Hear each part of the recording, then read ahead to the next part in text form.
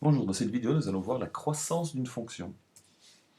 Alors, que nous dit-on? On nous dit une fonction est strictement décroissante sur un intervalle s'il y a des valeurs d'abscisse croissantes, donc des valeurs de x, dans cet intervalle, correspondent des valeurs de y, donc des ordonnées décroissantes.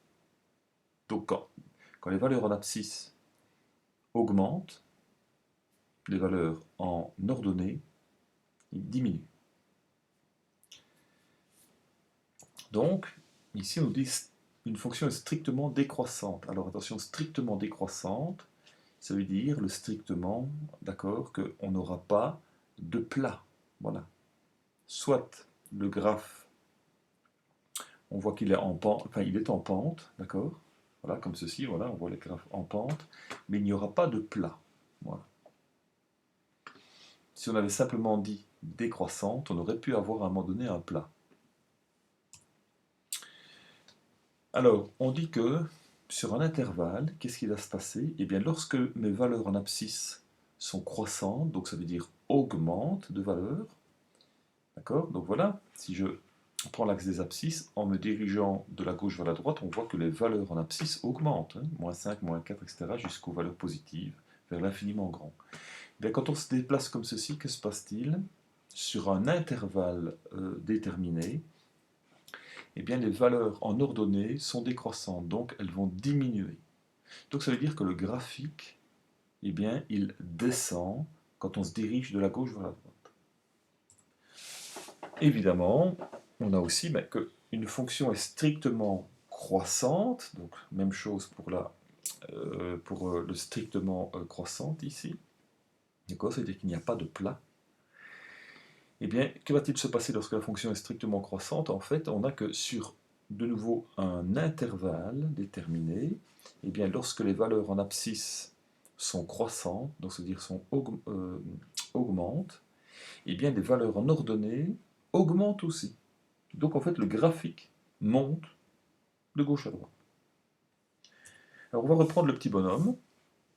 Voilà, donc le petit bonhomme qui commence ici, en fait, il amorce une descente. Donc on voit que ici, voilà, j'avance avec mes abscisses, d'accord? Là, j'étais à -6, j'avance vers -5. Donc voilà, mes valeurs augmentent, évidemment, hein, d'accord? Et bien, que se passe-t-il? On voit que le graphe diminue.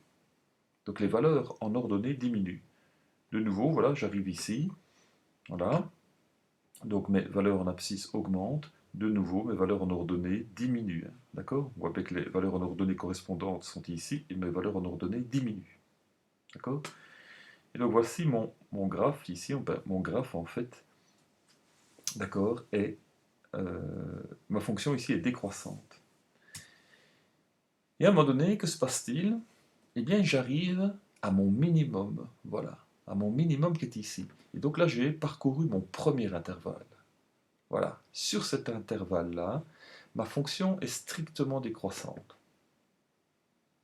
Que va-t-il se passer une fois que je dépasse ce minimum local?